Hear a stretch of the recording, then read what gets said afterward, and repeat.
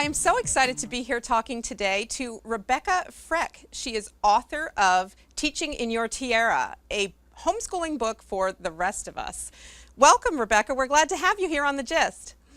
Thanks, Danielle. I'm really happy to be here. Okay, now just tell me, you've got 7 kids, and how I long do. have you been homeschooling?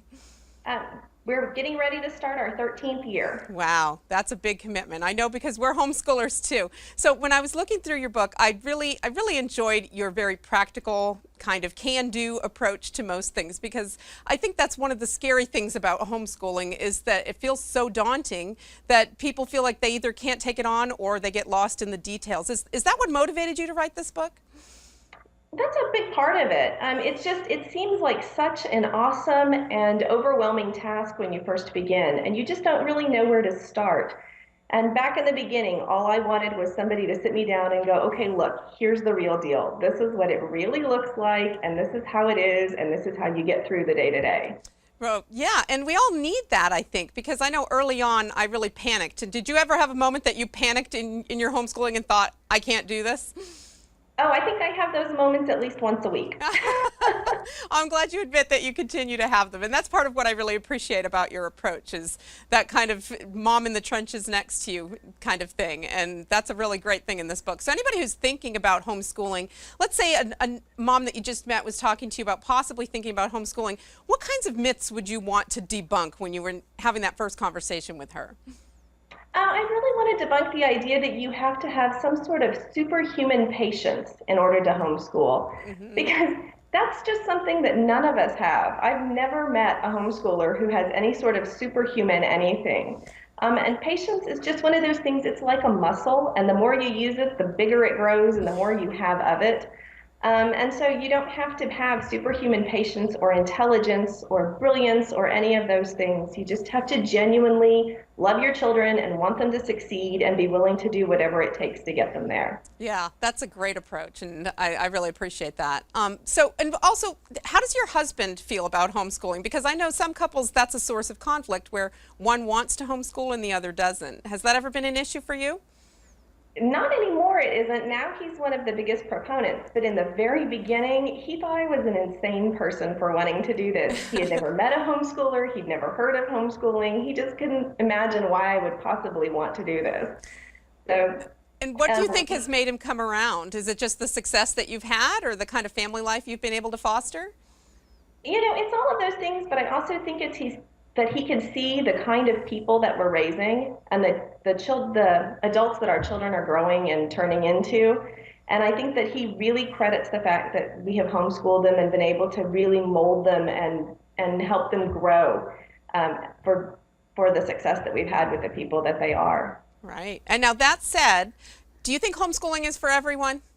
No, absolutely not. I don't think it's for everybody. I think that there are all kinds of things that can work for all kinds of families, and you just have to be really honest about who you are and what kind of people you are and find what works for your family.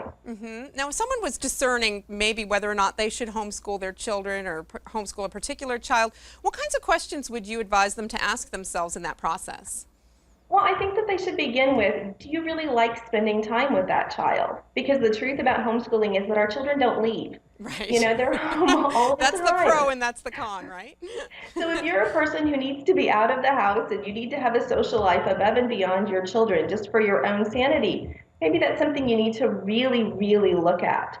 And also, are you a person who carries through with things, or do you just get started and stop things halfway through?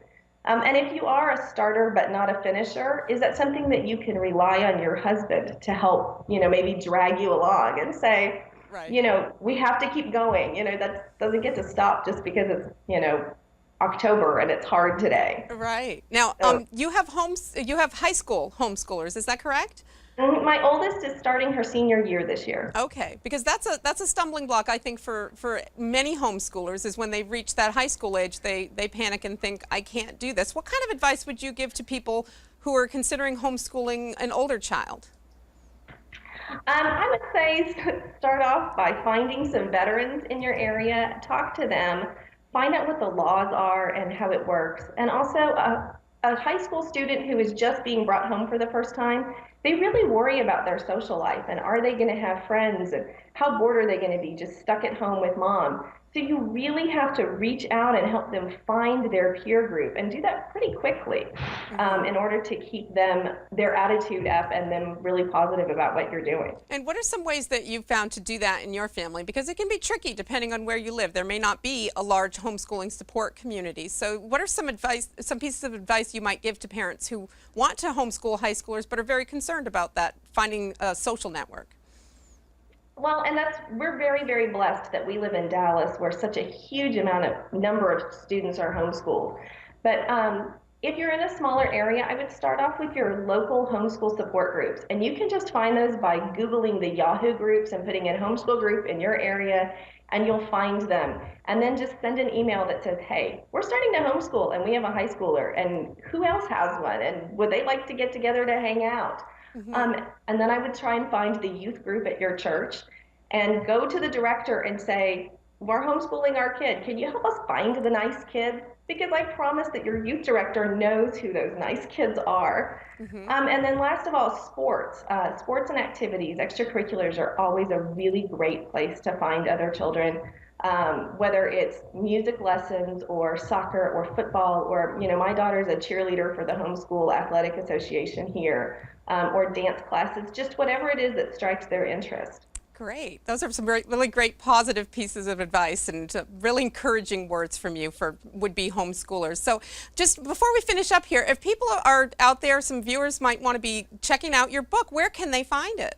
They can find it on Amazon.com, or they can find it on my website, RebeccaFrech.com. Perfect. So RebeccaFrech.com to find out more about Rebecca and her homeschooling philosophies, and you can read all about it in Teaching in Your Tiara, a homeschooling book for the rest of us. Thank you so much for coming in and via Skype today, Rebecca. We're thrilled to have you here on The Gist, and thank you for sharing your words of wisdom. Thank you so much for inviting me, Danielle.